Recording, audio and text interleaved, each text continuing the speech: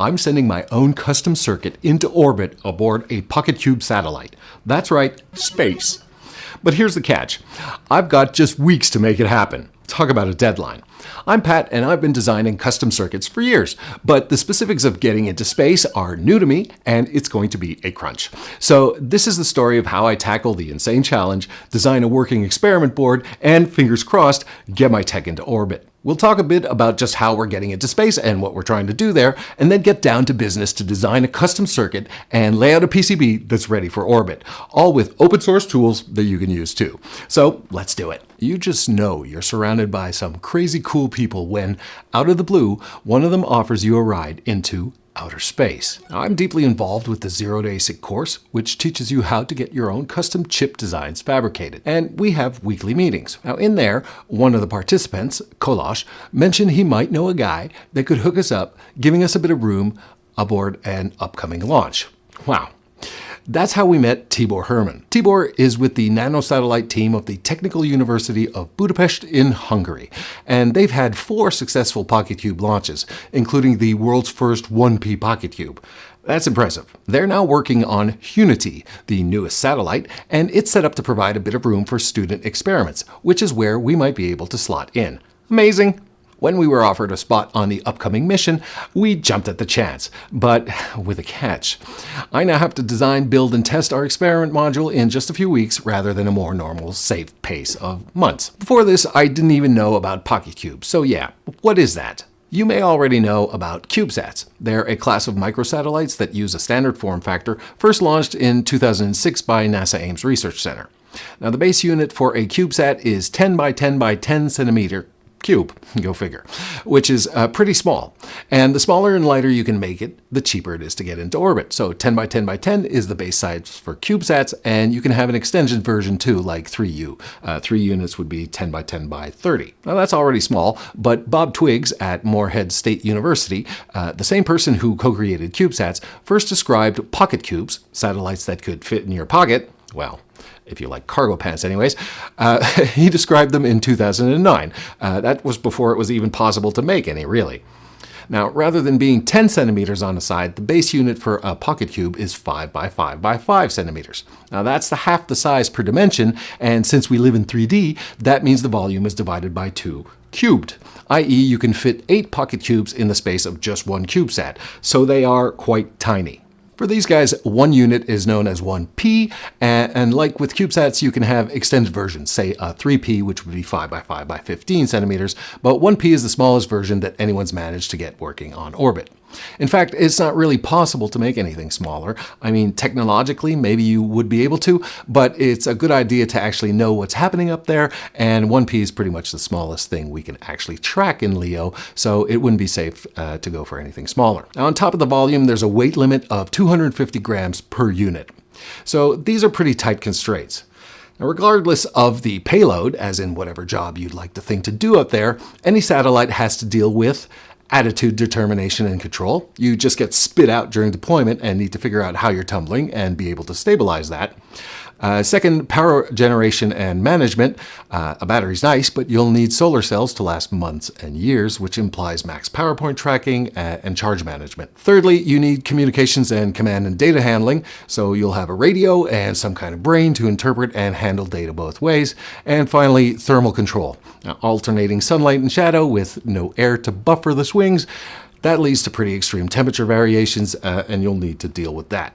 Now, the fact BME managed to launch a working 1P satellite is a little nuts, but what I find truly amazing is that just a few years ago, building a satellite was something only big governments and corporations could do. Now, thanks to the miniaturization of our parts and the wild reliability of low-cost commercial components, we can actually make stuff that'll work in those conditions at a price that allows us to play along. But just like what's happened with producing your own ASICs, this democratization of access to space is also attributable to companies like SpaceX, well, mostly SpaceX today, let's be honest, but also thanks to wonderful nested collaboration. We'll be aboard a satellite with other projects, which will be deployed with other satellites, which will be launched with a bunch of payloads. Doing it this way means the huge costs involved are split among a ton of people, which makes escaping the gravity well now possible without being a billionaire. I think these possibilities, which when you think about it are a consequence of incredible wealth that's never been seen in the history of humanity and wasn't even imaginable a few decades ago, I think these possibilities are a natural consequence of human nature and ingenuity in more people being free to innovate.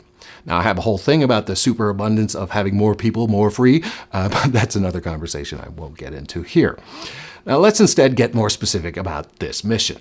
Unity is the sat we're going to be hosted on, a name that's a sort of portmanteau of Hungarian, University, and Unity. I wouldn't have guessed Hungary was so involved in space stuff, but that's pretty cool. The satellite is a 3P unit with all the support systems and stuff like that in the main body, along with maybe some experiments, but it also has an experimental panel to host extra boards. Now, if I can actually get the boards to them on time, I think we'll be hosted there. That panel is folded up and tied down with fishing wire or something until deployment.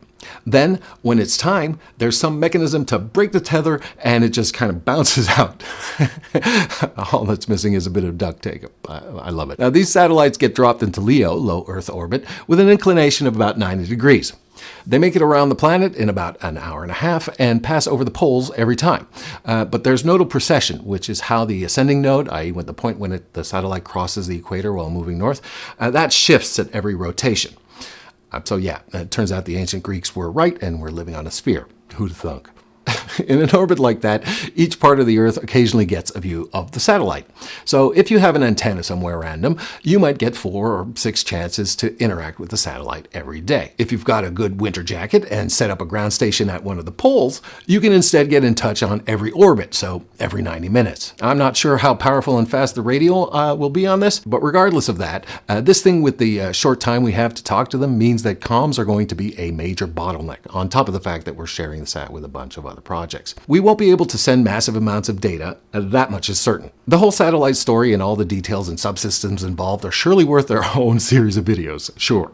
But let's focus on what I have to get done, our side of the mission. If you know my videos, you know I've been playing with ASICs for a little while now. Tiny Tapeout lets you create hardware designs that will be taped out on ASICs, custom integrated circuits, and we've done a bunch so far. So yes, we are going to send a chip created through Tiny Tapeout with user designs into outer space. Amazing. Are we going to test an integrated attitude determination and control system with sensor fusion? No. How about a neuromorphic control for adaptive detumbling? Nope.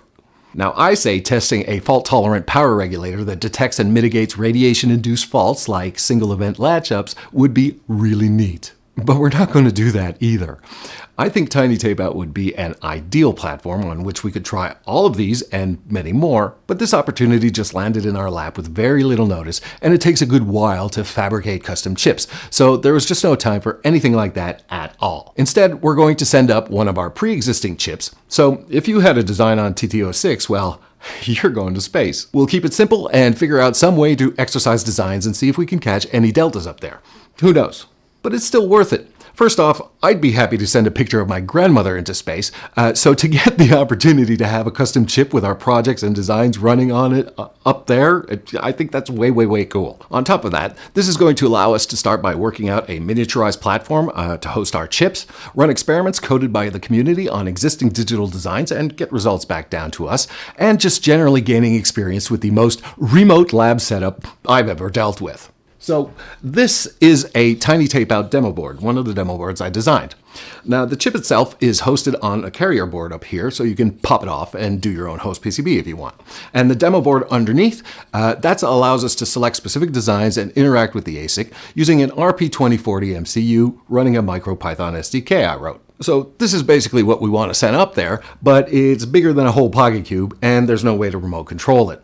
That means we're going to need a new circuit board integrating all the necessary and sufficient stuff, and nothing else, as well as software to run and control things. That software is probably going to be a bit of a pain. We want to send MicroPython into space to run user code in Python up there, but we have to be reliable and responsive to interact with the satellite too, in ways I'm just not fully clear on yet, so that might get interesting. But before we can even face that, we need a platform to run on. Now, I got a nice document from T-Board detailing requirements for the experiments modules. From that and our own goals, I wrote up a whole requirements document and some to-dos and my idea of an API and requested comments from the Tiny Tapeout community. I got Zero feedback on that. I think it's all a little too abstract at this point, so I'm on my own, but hey, that's how I roll the bestest. There are lots of details in there you can look at. I'll link it in the description, but the ones that matter most right now relate to the physical board design and interface. We'll get 3.3 volts of juice and can only draw 34 milliamps on average. We have to act like an I2C slave device and have to be snappy when responding to the satellite's requests. We're giving a pretty small 3 by 4.5 centimeter playpen, which is just this big, kind of small compared to the demo board, and it has a nicely mounted hole right in the middle of it, which should make routing kind of fun. The PCB has to be ENIG, gold-plated. We can't have any silkscreen. Components can only be on one side, and the whole thing can only take up a total of 3 millimeters in height, including the PCB itself. All right, we know what needs to be done. Let's make it so. Computer, launch KiCad and create experiment board. Direction unclear. Please repeat request. Okay, looks like we're going to have to do it ourselves, so here's the action plan. 1. Nail down the footprint before anything else. That'll let us sanity check the components I'm putting on there as early as possible. 2nd, distill the minimum required components from the existing demo board and ASIC carrier. 3, make any additions or changes required to the schematic for our tiny board. And finally, lay it all out and get these produced as fast as possible. So let's get it done. You ready to do some circuit design? I don't think anyone wants this video to be hours long, so I'm going to edit out the drudgery and keep the highlights, thought process, and important steps along the way. First things first, I want that footprint. Okay, did that. So this is what we're aiming for, specified in Tibor's document, and this is what we got. Okay, dimension check. Start here and here, right at DX45 and DY30, that's good. The fat hole in the middle is 4 outer and 2 millimeter drill, and the little holes that will be castellated are the right size and in the right place. Now, I like to be clear, so I created a little symbol for the PCB itself and associated the footprint with it. Now we can get started and have the PCB footprint in there from the get-go. So we have working demo boards, and I'd like to keep as much as possible from those things. The chips themselves are hosted on carrier boards, and you can get the schems on GitHub here. You can see the circuit is little more than the chip, bypass caps, and connectors. The demo boards underneath are also all documented on GitHub, and they're a little bit more involved. What I want from these is the RP2040 and how it's connected to the ASIC, and we can drop pretty much all the rest. We'll be getting the 3v3 for free, but the ASIC also needs 1.8 volt cooler supply, so I'll grab that too. Okay, I've done a rough cut and paste from those two circuits and created some subsheets. I added the baseboard symbol here. The ASIC sheet is just the carrier board, but I deleted the pin headers and analog connectors. The RP2040 sheet has basic RP2 support, so the crystal, flash, and bypass caps and a bunch of sheet pins. Up top, this is the mapping we use to connect the RP2 to all the ASIC pins, and I'd like to leave that as is as much as possible so there aren't too many changes to make in the SDK layer. But here's the thing. All the pins are being used, well, except IO29 there, and we're going to need to tie the I2C lines in somewhere appropriate. The RP2 has a number of spots we can use for this, but we're still out of pins here, and everything is needed. What is a designer to do? If you're out of I/O and can't change the chip, you basically have two choices. The first is an I/O expander. We're only missing 2 pins here. I/O expanders usually do 8 or 16 I/O, so are pretty big, and we just don't have much room in there. So on top of that, an I/O expander would require at least 2 pins in order to tell it what to do. So we'd still be shifting stuff around, and it would mean dealing with an API with more code. I don't want to do more code. This is enough work already. So the other option is a MUX. Using a multiplexer, we can swap between 2 modes, and we happen to have 2 modes. When we're selecting designs, we use these control pins here, and when we're interacting with designs, we don't need them, we just need all the other stuff. Finally, I've already included a MUX like that on older versions of the demo board, so we have a proven system. I'm just going to reuse that. Okay, so I got the MUX here wired up. This way, these 2 pins will be our I2C interface, and these 4 are MUX related. The multiplexer is this thing, and it just looks like 4 selector switches that are FETs, so they don't actually care which direction the signal is going. So GPIO4 selects between multiplexer modes. One way, all the switches do one thing, say all the control pins, reset, increment, enable.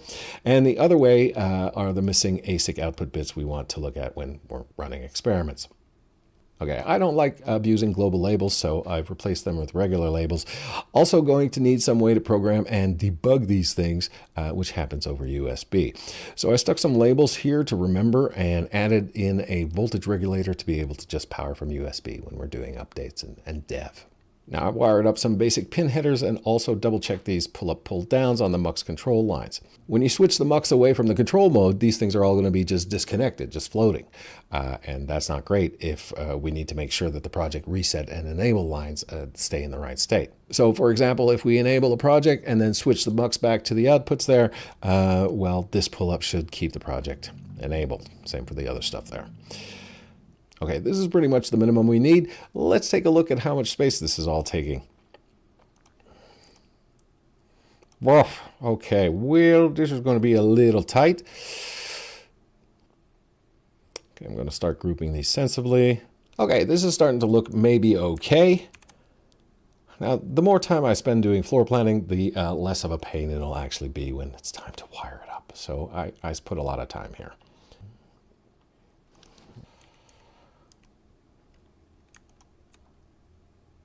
Okay, I just thought of this. It's probably not too noisy just in Leo, but I'm adding some ferrite beads on the VN. Worst case, I can just populate with 0R. So it's looking like we have enough room, but I'm not liking these headers. They're big and making holes all the way through the board, and we can't populate them. So that means getting T-board to update the firmware might be tricky or at least annoying. Okay, so I found these Molex connectors. The advantage is that they're tiny and low profile, have enough pins, and if you have a mating connector, you just click into place and it should make updates easy. The disadvantage is that, well, I've never used them. So there's an element of risk and no time for a board respin here. And so I'll go over the datasheet again. Okay, I've integrated it and can move this tiny thing a lot closer to the RP2, which is good for the USB lines. Still, like I said, I don't know these, but who doesn't love to live dangerously, eh? Okay, gave myself some net classes to be able to see what's important and have decided on the main throwaways. So by using the top layer to mainly go up, down on these spots, I can reserve the bottom. That doesn't have components in the way, so I'll get across right to left like that. Okay, so the 3v3 snakes around to all the important places using fat wires. I also put in ground planes to reduce the noise in our rat's nest there. That way all the GNDs get connected magically. Now it's time to break out these two chips and start laying down some tracks for reals.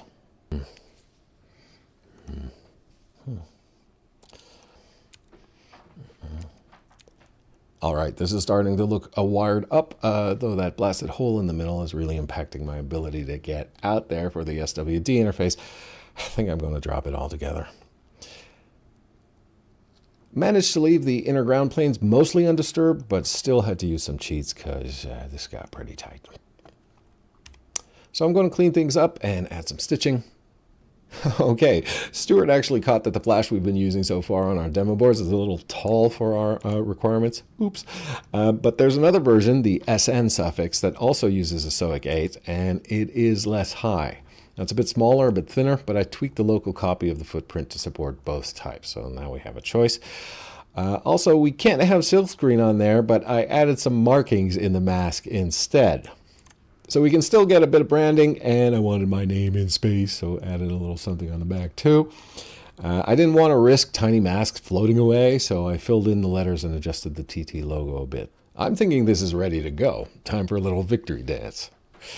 However, there's a question of how to connect it for our program and debug.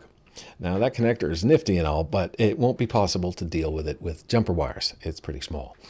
We really need something specific for that. So I've just given myself a side quest. Hey. So I'm going to make a little interface PCB. I want to keep it really simple, but actually think it'll be in a good position to give development a real boost through more than just USB. Let me show you how. But first, if you're still here and you like this kind of in-depth design content, let me know with a comment. Comments on the channel growing let me know that it's worth putting all the juice into making these things. So please do it, and yeah, I'll do more. Okay, let's get back to business. So this is a new project, and here's the mating connector as it needs to be set up. I'd like a simple way to just plug in USB on one side and the experiment board on the other and just toggle USB. I have the boot mode on there too, in the hopes we can plug it in and hold a button or something and get it into boot mode with the RPI, RP2 thing drive pop up. So I just stole the USB connector and boot mode button from the demo board schematic. I also want to be able to decide if I'm passing in the 5 volt or not. So I'm going to put this jumper on here. Now, we're coming in from the side there with the I2C holes, maybe on top of just having USB. This thing could be an easy way to hook into the I2C lines at the same time. So yeah, with this we might be able to tie in some external I2C master for dev.